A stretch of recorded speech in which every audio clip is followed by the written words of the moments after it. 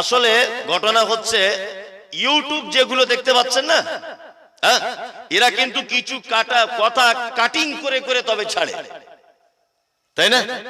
মুমতাজুল ইসলাম নামে যত YouTube channel আছে বা ফেসবুকে যত পেজ আছে, একটাও আমি আল্লাহর কসম বলছি আমার নয়, সব ভুয়া, সব আমার নাম দিয়ে খুলে রেখেছে।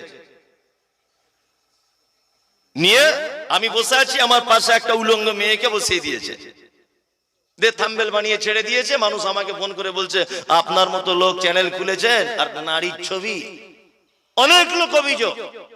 ওই জন্য আমি নিজে একটা সিদ্ধান্ত উপনীত হলাম যে এইভাবে মানুষের তো আর অকথ্য ভাষা শোনা যাবে না।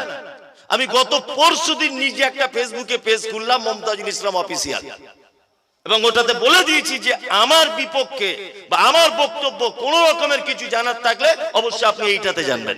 এইটা অরিজিনাল আমার মুমতাজুল ইসলাম অফিসিয়াল, বাকি সব ফেক।